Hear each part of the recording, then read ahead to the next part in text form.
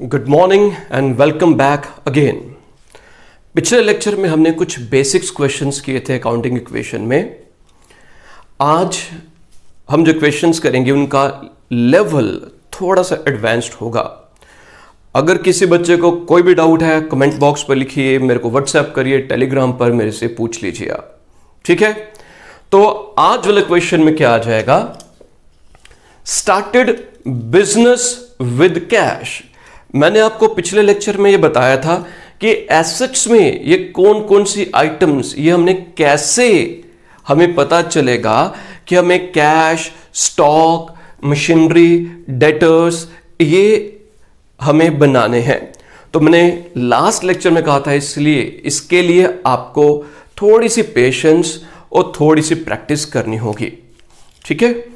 तो started business with cash, हमने business start किया कैश के साथ 40,000, स्टॉक 30,000 एंड मशीनरी 60,000। ये तीन आइटम्स जो ओनर है, ये तीन आइटम्स वो कंट्रीब्यूट कर रहा है बिजनेस स्टार्ट करने के लिए। तो कलेक्टिवली इन तीनों का टोटल कैपिटल में आ जाएगा और सेपरेटली इंडिविजुअली ये सभी आइटम्स, कैश का कैश में, स्टॉक का स्टॉक में और मशीनरी का मशीनरी में। जरूरी नहीं है कि बिजनेस स्टार्ट करने के लिए कैश ही लाया जाए, ये जरूरी नहीं है। तो बिजनेस स्टार्ट करने के लिए ओनर के द्वारा कैश के अलावा स्टॉक, बैंक बैलेंस, मशीनरी, कोई भी और चीज लाई जा सकती है। तो इसमें क्या आ गया हमारे पास, कितना कैश लाया इन्होंने 40,000।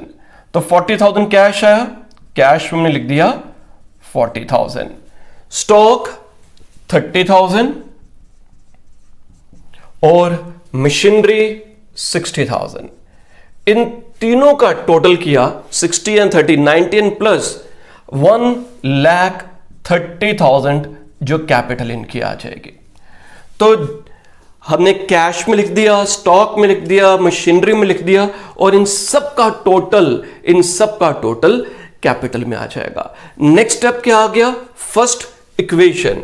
हमारे पास और कोई आइटम नहीं है, इसलिए यही हमारी इक्वेशन में वैल्यू आ जाएगी। जिस आइटम में कुछ भी नहीं है उसमें आप चाहे 0 डाल दीजिए। 1,30,000 प्लस 0, तो this side should be total, तो it should be equal to this side. तो ये अकाउंटिंग इक्वेशन का जो रूल आ जाएगा। नेक्स्ट वन, जो अगली ट्रांजैक्शन आ जाएगी, ध्यान से समझिएगा।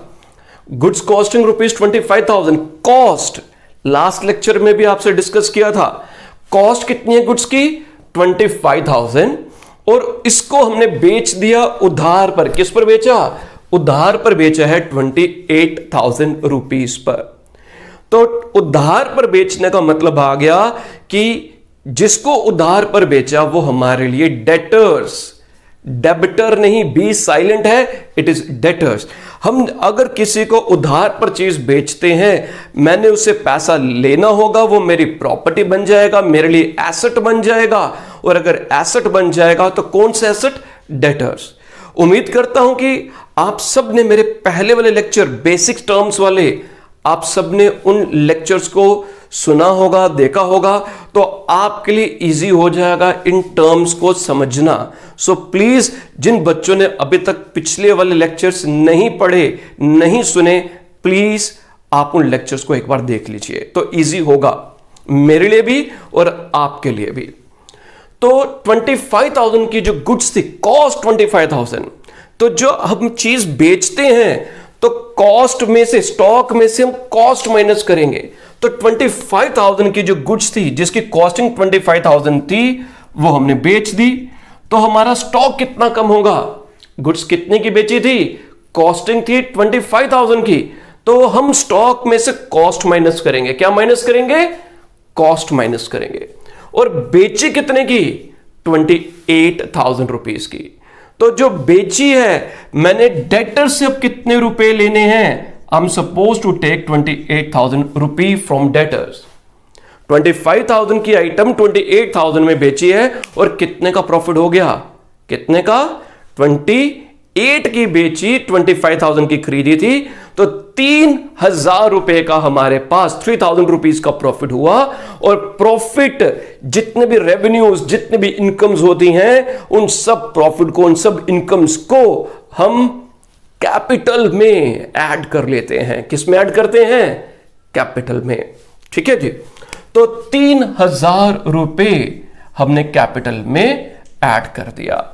कैश में कोई फर्क नहीं पड़ा, मशीनरी में कोई अंतर नहीं आया, और कैपिटल में 3,000 रुपीज हमने ऐड कर दिया। किस में ऐड कर दिया?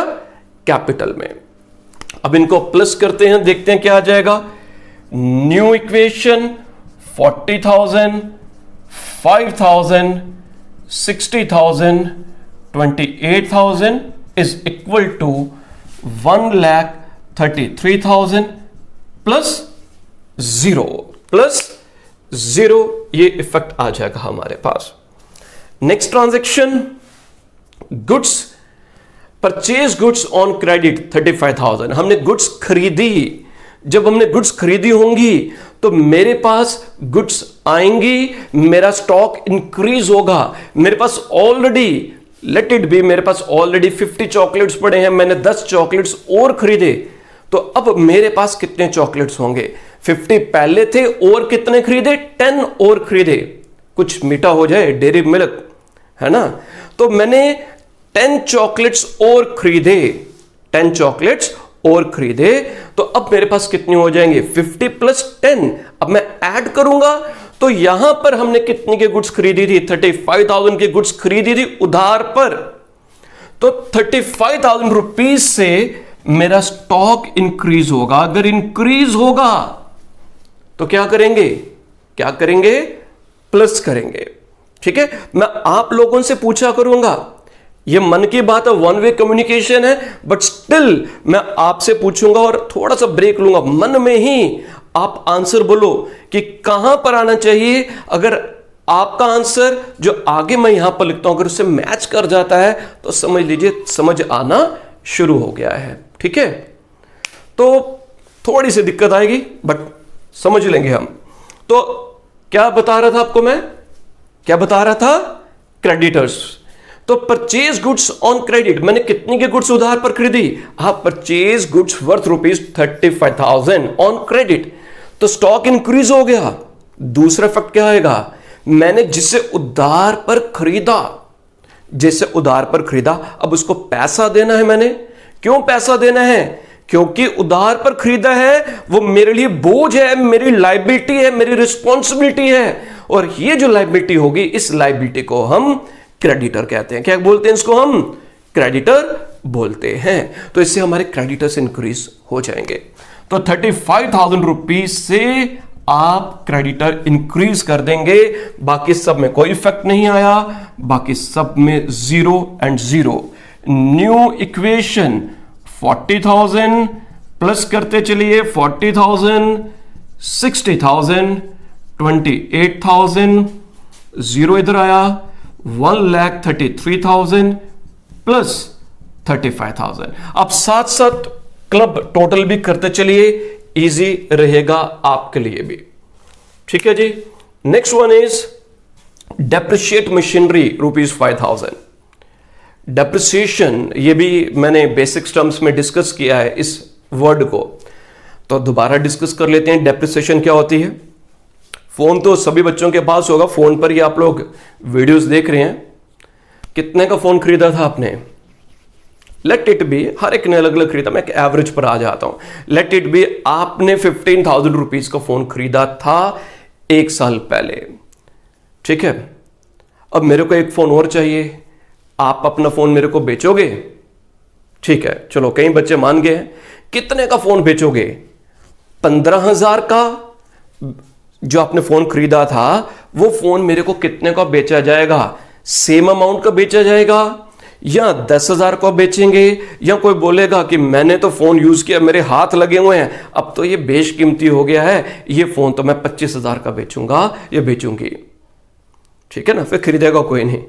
तो जो 15,000 रुपए का आपने फोन खरीदा था, 15,000 रुपीज का, आपने पूरे 1 साल उस फोन को यूज किया। यूज करने के कारण उसकी वैल्यू कम हो गई। आज वही फोन 10,000 का या 8,000 का या 6,000 का बिकेगा, क्योंकि यूज किया आपने। और नए फोन आ गए, नई टेक्नोलॉजी आ जाएगी, जिसकी रैम अच्छी होगी, जिसकी कैमरा क्वालिटी अच्छी होगी, आपके फोन की टेक्नोलॉजी पुरानी होगी, ऑब्सोलीट हो गया, कई कारण हो सकते हैं। तो ये सब कारण की वजह से, जिस वजह से एसेट की वैल्यू में गिरावट आती है, कमी आती है, एसेट की कीमत कम होती है, उसे हम डेप्रिसिएशन कहते हैं। मैंने बाइक खरीदा, मैंने 6 महीने पहले बाइक खरीदा, 1 लाख रुपए का बाइक खरीदा, और 6 महीने के बाद अगर बेच रहा हूं, how much money I will be getting, whether I should be get the same amount, क्या मेरे को 1 लाख मिलेगा या मेरे को कम मिलेंगे? मेरे को कम मिलेंगे। वो कम क्यों मिलेंगे? उसकी कीमत में कटौती आई, गिरावट आई। क्यों? यूज करने के कारण पुराना हो गया, सेकेंड हैंड हो गया, यूज किया है। तो वो जो 10, 15 या 20 हजार उसकी कीमत कम होगी, that is nothing else but depreciation. क्या बोलते हैं उसको हम? डेप्रिसिएशन। डेप्रिसिएशन बिजनेस के लिए लॉस होता है, एक्सपेंस होता है। तो डेप्रिसिएशन का एक इफेक्ट एक्सपेंस के कारण, एक्सपेंस की वजह से वो कैपिटल में से लेस होगा। किस में से कम होगा? कैपिटल में से। दूसरा इफेक्ट, डेप्रिसिएशन से किसकी कीमत कम हो रही है? किस पर डेप्रिसिएशन लग रही है? मशीनरी पर। मशीनरी की कीमत कम होगी तो एक इफेक्ट मशीनरी कम होगी। किसको कम करेंगे? मशीनरी कहां पर गया जी? मिल गया, भाग रहा था, पकड़ लिया, है ना। 5,000 मशीनरी कम होगी और 5,000 रुपए से मेरी कैपिटल भी कम हो जाएगी। ठीक है, बाकियों पर कोई इफेक्ट नहीं, 0 बरा बरा से लगता है, अच्छा लगता है। अब new equation, 40,000 plus 40,000, 55,000, 28,000 is equal to 1,28,000 plus 35,000। ठीक है जी, यहां तक तो ओके, ठीक है। अब अगली जो ट्रांजैक्शंस हैं, जो 2 ट्रांजैक्शंस हैं, इनको थोड़ा ध्यान से आप समझिएगा। ठीक है, बहुत ह्यूमिडिटी आज जम्मू में, और आपके लेक्चर्स के लिए पंखा, एसी सब बंद करना पड़ता है, अदरवाइज पिक्चर क्वालिटी खराब हो जाती है, नॉइज आ जाती है, तो बड़े पापड़ बेलने पड़ रहे हैं अभी। कोई नहीं, आप लोग अगर पढ़ते चलेंगे, मेहनत करेंगे, तो इस गर्मी में भी पढ़ाने में मजा आ जाएगा। ठीक है, तो अगर अच्छा लग रहा है, अगर आपको अच्छा लग रहा है, लाइक दबा दीजिए। अच्छा नहीं लग रहा तो उसको डिसलाइक कर दीजिए। कमेंट करना है कमेंट करिए, बट इग्नोर मत करिए, कुछ ना कुछ। ठीक है, अच्छा लगेगा। अगर अच्छा लगता है तब भी कमेंट में लिखो, अगर नहीं लगता तब भी कमेंट में लिखो, वो कमेंट हटाऊंगा नहीं मैं। अगर अच्छा नहीं लगता तब भी, दोनों के दोनों जो होंगे, दोनों से एंथू मिलेगा, मोटिवेशन मिलेगी और बेहतर करने के लिए। अभी भी बहुत कुछ सीखने को है। ठीक है जी, चलो वापस क्वेश्चन की तरफ आओ, अब लौट चलें। मेरे पुराने स्टूडेंट्स जो देख रहे होंगे, कई बच्चे इस चैनल पर मुझे पुराने स्टूडेंट्स मिले, कुछ डायलॉग्स उनको याद आ जाएंगे। ओके मेरे प्यारे सच्चे बच्चों, cash received 11,500 in full settlement of ₹12,000। कितना कैश मिला? 11,500 इन फुल सेटलमेंट। मेरे को लेना कितना पैसा था? I am supposed to take ₹12,000। कितने रुपए लेने थे? 12,000। बट मेरे को मिले कितने? फुल सेटलमेंट अगर वर्ड आ गया कि भाई मैंने उसको कहा कि भाई 11,500 दे दे, बाकी 500 रहने दे। वो बंदा आया, कहता है भाई ठीक है आज पेमेंट करता हूं, 11,500 ले लो और अकाउंट क्लोज कर दो। तो फुल सेटलमेंट में मैंने 11,500 ले लिया। तो जो 500 रुपया मैंने कम लिया, ठीक है, जो 500 रुपया मैंने कम लिया, वो मेरे लिए लॉस होगा, वो मेरे लिए डिस्काउंट है। और अगर वो मेरे लिए लॉस डिस्काउंट अलाउड है, एक्सपेंस है, तो अगर एक्सपेंस है तो 500 रुपए से कैपिटल कम होगी। क्या कम होगी? 500 रुपीज से कैपिटल कम होगी। कैश मिला कितना? 11,500। तो कैश कितना इंक्रीज हो जाएगा? 11,500। कितना कैश इंक्रीज होगा? 11,500। नेक्स्ट इफेक्ट इसमें एक और आ जाएगा। ये जो 12,000 रुपीज है, ये 12,000 रुपीज मैंने लेने किससे थे? ये 12,000 रुपया किससे लेना था? मेरे जो डेटर्स होंगे, मेरे लिए जो एसेट होगा, उसी से मैंने 12,000 रुपया लेना होगा ना। तो मैंने डेटर्स से 11,500 लिया, 11,500 से कैश इंक्रीज हो गया, 500 रुपीज से कैपिटल कम हो गई, और 12,000 डेटर्स जिससे मैंने पैसा लेना था उसने पैसा दे दिया। अब मैंने डेटर से पैसा नहीं लेना, तो मेरे डेटर्स डिक्रीज हो जाएंगे। तो ध्यान से समझिएगा प्लीज। 11,500 स्टॉक में कोई फर्क नहीं पड़ा, machinery as it is. Debtors ने 12,000 रुपए देने थे, डेटर्स ने अपना अकाउंट खत्म कर दिया, 12,000 की जगह 11,500 मिला, और बाकी के 500 रुपए से मेरी कैपिटल कम हो जाएगी। क्या हो जाएगी? मेरी कैपिटल कम हो जाएगी। तो अल्टीमेटली इसका जो ट्रांजैक्शन का 2 से ज्यादा इफेक्ट थे, वो सारे के सारे इफेक्ट हमने इसमें जो अकाउंट फॉर कर लिए। प्लस किया 51,500 प्लस 40,000, 55,000, 16,500 माइनस किया 1,27,500 plus 35,000। This is a new equation. ठीक है जी। Next and the last equation, cash pay to creditors. Creditors को हमने कितना कैश पे किया? 9,700 एंड डिस्काउंट रिसीव्ड 300। तो इस वे से भी वर्डिंग आ सकती है, और जैसे ऊपर पढ़ा था इन फुल सेटलमेंट, इसकी जगह वर्डिंग क्या आ सकती थी? ये भी लिख सकते थे cash pay to creditors 9,700 in full settlement of ₹10,000। मतलब एक ही निकलेगा, सिर्फ वर्डिंग अलग अलग। मैंने 10,000 रुपए देने थे क्रेडिटर्स को, बट मैंने कितना दिया? 9,700। तो 300 रुपया मैंने कम दिया। जो 300 रुपए मैंने कम दिए वो मेरे लिए फायदा हो गया, वो मेरे लिए इनकम होगी, और वो डिस्काउंट रिसीव्ड है। और इनकम कहां पर आती है? कहां पर आती है इनकम? सोचिए सोचिए।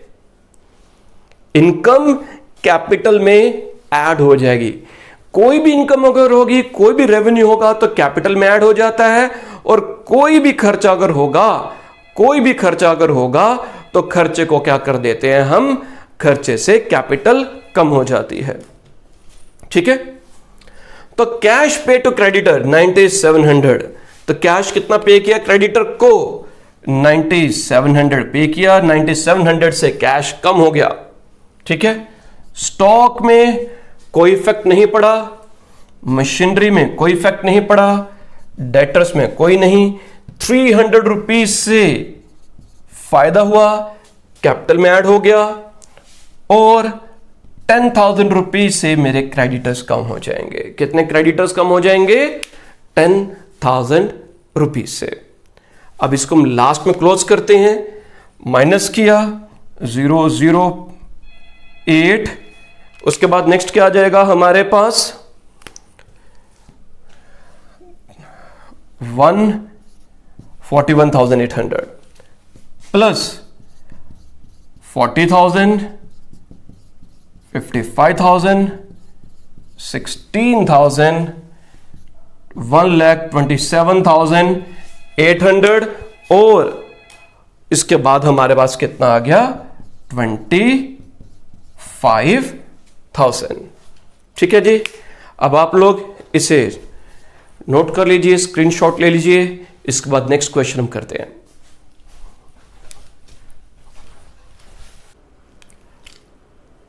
नेक्स्ट क्वेश्चन आपके सामने है। इसमें कुछ टर्म्स यूज होंगी, प्रीपेड, आउटस्टैंडिंग। तो ये भी जो टर्म्स हैं, प्रीपेड क्या होता है, आउटस्टैंडिंग क्या होता है, रिसीव्ड इन एडवांस क्या होता है, एक्रूड क्या होता है, इस पर एक स्पेशल मैंने लेक्चर प्रिपेयर किया हुआ और ऑलरेडी वो भी अपलोडेड है। उससे आप सुन लीजिए, आसानी होगी, तो दिक्कत नहीं आएगी। तो इसमें क्या आ जाएगा? Started business with cash 80,000 and bank balance ₹30,000। तो हमने बिजनेस स्टार्ट किया, कैश 80,000 लगाया और बैंक बैलेंस 30,000। इन दोनों को क्लब किया 1,10,000 रुपीज से हमारी कैपिटल इंक्रीज हो जाएगी, कैपिटल हमारी आ जाएगी 1,10,000। इन दोनों को हमने क्लब किया, न्यू इक्वेशन में सेम अमाउंट नीचे आ जाएगी और it should be equal to 1,10,000 plus 0। Rent paid by cheque, हमने रेंट पे किया, रेंट हमारे लिए खर्चा होता है और खर्चे के कारण अगर ये खर्चा है, एक्सपेंस है, तो कैपिटल में से लेस होगा। किस में से लेस होगा? कैपिटल में से। और किसके माध्यम से रेंट पे किया? अगर कुछ भी नहीं लिखा होता, अगर लिखा होता रेंट पेड, अगर लिखा होता सिर्फ रेंट पेड, तब हम ये अज्यूम करते हैं कि it has been paid in the form of cash, cash के माध्यम से पे किया है। बट अगर स्पेसिफिकली लिखा हुआ है कि रेंट पेड बाय चेक, तो हमने चेक के माध्यम से रेंट पे किया। एक तो बैंक का बैलेंस कम हो जाएगा क्योंकि चेक के माध्यम से पे किया है, और ये एक्सपेंडिचर है और एक्सपेंडिचर की वजह से हमारी कैपिटल भी कम हो जाएगी। तो बैंक में से माइनस हो गया, कैपिटल में से भी एज एक्सपेंस माइनस हो जाएगा। न्यू इक्वेशन 80,000, यहां पर 26,000, 0 यहां पर आ जाएगा 1,06,000 प्लस 0। नेक्स्ट ट्रांजैक्शन ध्यान से समझिएगा, कंसेप्ट भी समझाऊंगा। Rent due but not paid, due but not paid, मेरा रेंट ड्यू हो गया बट अभी तक पे नहीं किया। मेरी बिल्डिंग थी, मेरे पास बिल्डिंग है, मैंने रेंट पे करना था, किसी कारण से मैं रेंट नहीं पे कर पाया। गवर्नमेंट ने लॉकडाउन लगा दिया, मैं घर से बाहर नहीं निकल पाया, मैं अपने लैंडलॉर्ड को रेंट पे नहीं कर पाया, मैं अपने एम्प्लॉयज को सैलरी पे नहीं कर पाया, वेजेस पे नहीं कर पाया। तो मैंने पे करना था बट पे किसी कारण से अगर नहीं कर पाया तो वो मेरे लिए बोझ बन गया, मेरे ऊपर बोझ है कि भैया मैं बिल्डिंग को यूज कर रहा हूं, मैंने आपके सर्विसेज अवेल किया, आपको सैलरी पे करनी है, बट अभी तक पे नहीं किया। तो रेंट आउटस्टैंडिंग, कोई भी खर्चा अगर पे नहीं किया, आउटस्टैंडिंग अगर हो जाता है तो वो लायबिलिटी बन जाती है। Rent due but not paid means मेरे ऊपर बोझ है, मैंने पे करना था, अभी तक पे नहीं किया, पे करना है, बाद में कर दूंगा, अभी तक पे नहीं किया। तो फॉर द टाइम बिंग, जब तक मैं उसे पे नहीं करता, then rent outstanding is liability for me, तो मेरे लिए लायबिलिटी है। तो रेंट पे करना था, जो खर्चा है, तो खर्चे से क्या होगा? कैपिटल भी कम हो जाएगी। तो डबल इफेक्ट इसका क्या आएगा कि रेंट है, खर्चा है, अपने बुक्स में हमने लिख दिया कि ये खर्चा है, तो हमने खर्चे के कारण कैपिटल से माइनस कर दे। इवन दो कई बच्चों का यहां पर डाउट्स आएंगे, सर हमने रेंट तो पे नहीं किया, तो खर्चा तो है ना, तो कैपिटल में से क्यों माइनस करें? बच्चे पूछेंगे, हमने तो पे नहीं किया, हमने पे नहीं किया बट खर्चा है, मैंने अपनी किताबों में लिख दिया। जब मैं अपनी प्रॉफिट स्टेटमेंट बनाऊंगा, प्रॉफिट निकालूंगा, तो उसमें मैंने अपने मंथ के खर्चे तो लिखने हैं। मैंने मंथ के खर्चे में लिखते 5,000 का रेंट मेरा है, ठीक है, तो इसको मैंने एक्सपेंडिचर में लिख दिया, जिस कारण से ये कैपिटल में से कम हो गया। बट मैंने ये पे कैश में नहीं किया, इस वजह से ये मेरे लिए लायबिलिटी भी बन गई। क्या बन गई? लायबिलिटी भी बन जाएगी, और लायबिलिटी के कारण ये O/S मींस आउटस्टैंडिंग, O/S ये शॉर्ट फॉर्म है आउटस्टैंडिंग का। तो outstanding rent it is liability, तो इस वजह से एक तो आउटस्टैंडिंग रेंट इंक्रीज हो जाएगा, और खर्चा है, खर्चे के कारण कैपिटल में से लेस हो जाएगा, माइनस कर देंगे। बाकी इसका और कहीं पर भी कोई इफेक्ट नहीं आएगा। 80,000, 26,000, 0, 1,01,000 plus 5,000। Next, provide interest on capital, बहुत ही इंपॉर्टेंट पॉइंट है ये वाला, बहुत ही इंपॉर्टेंट कंसेप्ट है। इंटरेस्ट ऑन कैपिटल हमने प्रोवाइड किया। अब कैपिटल क्या होती है, पढ़ा होगा सभी ने। कैपिटल मीन्स ओनर जब बिजनेस स्टार्ट करता है, तो बिजनेस स्टार्ट करने के लिए जो पैसा लेकर आता है, बिजनेस में पैसा इन्वेस्ट करता है, उसे हम कैपिटल कहते हैं। मैंने बिजनेस स्टार्ट किया, मैंने उसमें कैपिटल लगा दी, और मैं क्या एक्सपेक्ट करता हूं, जो पैसा मैंने बिजनेस में इन्वेस्ट किया है, इस पैसे के ऊपर मेरे को बिजनेस से इंटरेस्ट मिलेगा। बिजनेस से मेरे को इंटरेस्ट। आप बैंक में जाते हो, बैंक में आप पैसा जमा करते हो, तो आपकी एक्सपेक्टेशन क्या होती है? चलो एक तो आ गया कि बैंक में पैसा सेफ रहेगा। दूसरा, बैंक में अगर पैसा पड़ा है वहां से हमें सूद मिलेगा, इंटरेस्ट मिलेगा। वैसे ही मैंने अगर बिजनेस में पैसा जमा किया तो मेरी एक्सपेक्टेशन क्या होगी? I should be getting interest on that amount. तो हम जब भी, मैंने पहले लेक्चर्स में बेसिक्स में मैंने ये समझाया, जब भी हम बुक्स बनाते हैं, अकाउंट्स बनाते हैं, हमें बिजनेस के पॉइंट ऑफ व्यू से करना है, दुकान के पॉइंट ऑफ व्यू से करना है, दुकानदार के पॉइंट ऑफ व्यू से नहीं करना। ठीक है। अब यहां पर जो इंटरेस्ट ऑन कैपिटल है, कैपिटल पर इंटरेस्ट कौन पे करेगा? बिजनेस पे करेगा ना। तो बिजनेस के लिए वो इंटरेस्ट क्या है? बिजनेस के लिए वो इंटरेस्ट ऑन कैपिटल एक्सपेंडिचर है। बिजनेस के लिए क्या हो गया? एक्सपेंस है, और एक्सपेंस के कारण प्रॉफिट कम होगा, और इस वजह से हम जो इंटरेस्ट ऑन कैपिटल है उसे हम कैपिटल में से माइनस करेंगे। क्या करेंगे? कैपिटल में से माइनस करेंगे। किस में से माइनस किया जी? कैपिटल में से। ठीक है। लाइट की बहुत फ्लक्चुएशन हो रही है, थोड़ी वीडियोस में दिक्कत ना आए। तो 5,000 रुपए से क्या हो जाएगा? 5,000 से कैपिटल कम होगी। एक इफेक्ट आ गया। दूसरा इफेक्ट क्या होगा वो भी डिस्कस करते हैं। इंटरेस्ट ऑन कैपिटल क्या है? बिजनेस के लिए तो एक्सपेंस है। अब ओनर के लिए मेरे को इंटरेस्ट मिला, मेरे लिए एज अ ओनर वो इंटरेस्ट क्या होगा? एज अ ओनर मेरे लिए इंटरेस्ट इनकम होगी। ठीक है। मेरे को इंटरेस्ट मिल रहा है, it is income for me. और वो जो मेरे को इनकम मिल रही है, मेरे को कैश में नहीं मिल रही। वो क्या कह रहे हैं कि बिजनेस में आपने जो कैपिटल इन्वेस्ट की है, आपका जो हिस्सा है, प्रॉफिट है, इंटरेस्ट है, उसे हम आपकी कैपिटल में ही जमा कर देते हैं। या आप इसे समझिए इस वे से कि मेरे को इंटरेस्ट उन्होंने दे दिया, कैश में दे दिया, ओके, और वो कैश मैं दोबारा बिजनेस में ही जमा कर देता हूं।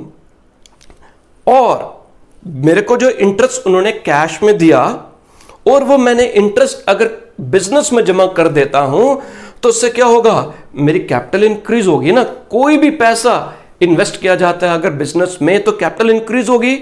तो घुमा फिरा कर नहीं किया, मेरे को कैश देंगे फिर मैं दोबारा बैंक में जमा करूंगा, बिजनेस में जमा करूंगा। तो interest on capital is not paid in the form of cash, cash में नहीं मिलता।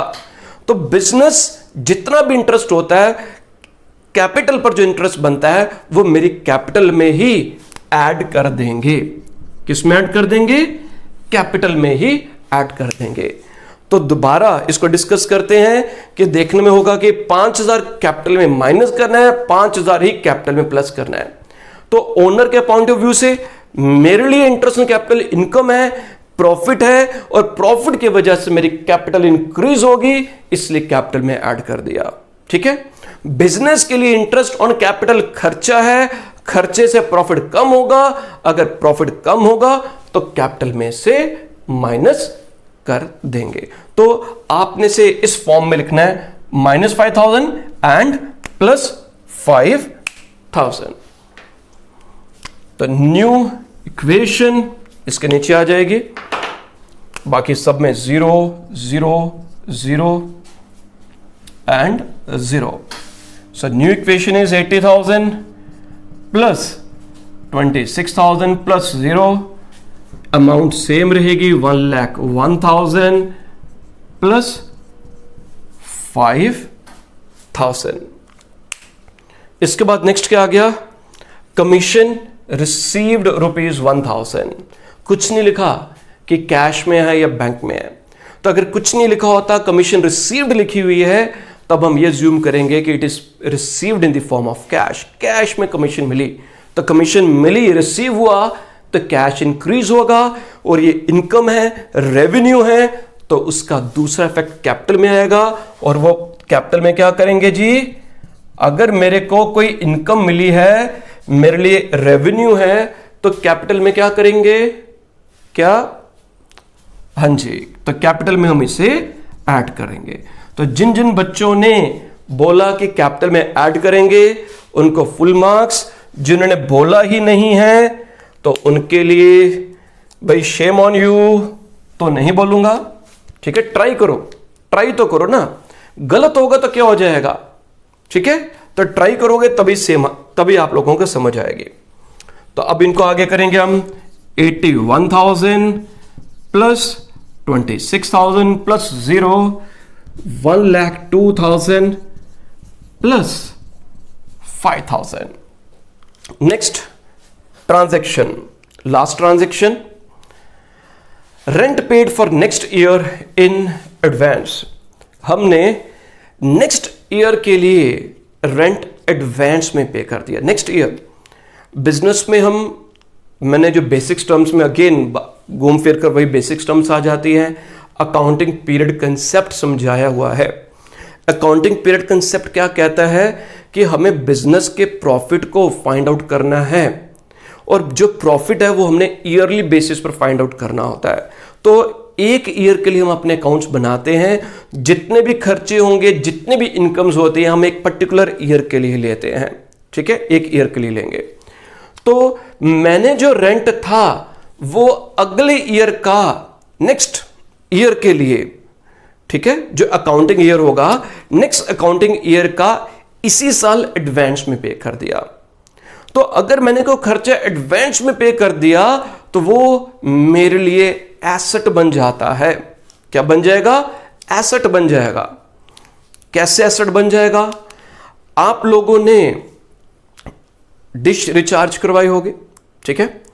अगर आप लोगों ने पूरे साल के लिए एडवांस में ही सब्सक्रिप्शन करवा ली होगी पूरे ईयर के लिए, या जियो का ईयरली बेसिस पर जो रिचार्ज है आपने एक साल के लिए ही जियो फाइबर या फिर जियो का या किसी और टेलीकम्युनिकेशन का आपने रिचार्ज करवा लिया, तो आपने आज रिचार्ज करवाया, 1 जुलाई को आपने रिचार्ज कराया फॉर 1 ईयर, ठीक है। तो वो अब आपके लिए, अगर आपको सर्विसेज नहीं रेंडर करते हैं, सर्विसेज बंद कर देते हैं, तो आपने रिचार्ज कराया, आपके पास प्रूफ है, तो आप उसको गले से नहीं पकड़ोगे कि भैया मैंने पैसे दिए हुए हैं, एडवांस में दिए हुए हैं, यू आर माई प्रॉपर्टी, मेरे एसेट है, I paid you the money, ठीक है ना। तो मैंने अगर किसी को एडवांस में पे कर दिया सर्विसेज के लिए, गुड्स के लिए, तो जो एडवांस में पे किया होगा दैट इज माई प्रॉपर्टी, वो मेरे लिए एसेट है, because I paid for that money. तो मैंने रेंट एडवांस में पे कर दिया, सो प्रीपेड रेंट जो आने वाले टाइम के लिए अभी पे कर दिया, that will be my asset, वो मेरे लिए क्या बन जाएगा? एसेट बन जाएगा। So that's why I have written here prepaid rent and I had paid that money, मैंने उसे पे किया। पे जब किया तो कैश कम हो जाएगा। क्या कम होगा? कैश कम होगा, तो कैश में से माइनस और प्रीपेड रेंट में प्लस कर देंगे, ठीक है। तो ये जो प्रीपेड रेंट है ये अभी खर्चा नहीं है, ये खर्चा कब बनेगा?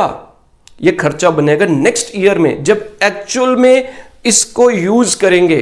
जो हमारा ईयर होता है वो 1 अप्रैल, जो फाइनेंशियल ईयर होता है 1 अप्रैल से 31 मार्च तक होता है। मैंने जुलाई से 1 साल के लिए रेंट पे कर दिया, मैंने अप्रैल और मई 2 महीने के लिए एडवांस में रेंट पे कर दिया। कितने महीने के लिए? अप्रैल और मई के लिए। इसी साल नेक्स्ट ईयर के अप्रैल और मई का रेंट एडवांस में पे कर दिया। तो मेरे लिए वो खर्चा कब बनेगा? जब मैं उन 2 मंथ्स में बिल्डिंग को यूज करूंगा, then it will be my expense. मैं वो इसलिए आपसे डिस्कस कर रहा हूं क्योंकि कई बच्चों का क्वेश्चन आएगा कि सर ये तो रेंट हमने प्रीपेड किया, खर्चा है, तो अब अगर खर्चा है तो अपने कैपिटल में से माइनस क्यों नहीं किया? ठीक है ना, मैं आपको वही बता रहा हूं, ये अभी करंट ईयर के लिए खर्चा नहीं है, मैंने एडवांस में पे किया, एडवांस में पे किया, अभी ये खर्चा नहीं है। खर्चा कब बनेगा? जब जिस पीरियड के लिए मैंने पे किया उस पीरियड में इसको अगर मैं यूज करूंगा। मैं जब अप्रैल और मई जो आने वाले 2 मंथ्स होंगे नेक्स्ट ईयर में, उन 2 मंथ्स में बिल्डिंग का जो किराया एडवांस में पे किया, जब मैं अप्रैल और मई में भी बिल्डिंग को ऑक्यूपाई करूंगा, यूज करूंगा, तब वो मेरा खर्चा बनेगा और नेक्स्ट ईयर में वो मेरे कैपिटल में से माइनस होगा। अभी माइनस नहीं होगा, अभी एक्सपेंस नहीं है, ये एसेट है, पेड इन एडवांस, और नेक्स्ट ईयर में इट विल बिकम एसेट। अब इन्हें प्लस माइनस करिए, 76,000, 26,000, 5,000, 1,02,000 प्लस 5,000। इनका टोटल चेक कर लीजिए, ये 1,07,000 है, इधर भी चेक कर लीजिएगा, ये सेम आता नहीं आता जी। 75, 25, 1,02,000 एंड 5, 1,07,000। अगर दोनों साइड बराबर आ जाएंगी तो आपका जो अकाउंटिंग इक्वेशन है, ये इक्वेशन जो होगा वो सही है। ठीक है जी। अब आप इन क्वेश्चंस को पढ़िए, कोई डाउट है कमेंट बॉक्स पर लिखिए, अच्छा लगा तब भी लिखिए, अच्छा नहीं लगा तब भी लिखिए कि क्यों अच्छा नहीं लगा, ताकि नेक्स्ट लेक्चर्स में, नेक्स्ट वीडियोस में मैं इसको और बेहतर इंप्रूव कर सकूं। वन वे कम्युनिकेशन है इसलिए, और टेक्नोलॉजी में थोड़ी दिक्कत है, थोड़ा सा समय लगेगा इसको समझने में। अगर टू वे कम्युनिकेशन होता, क्लासेस में होती है, तो डेफिनेटली कोई डाउट नहीं होता आप लोगों को। स्टिल आप लोग इसे समझिए, कोई डाउट होगा पूछिए। Okay, thank you, bye bye, take care.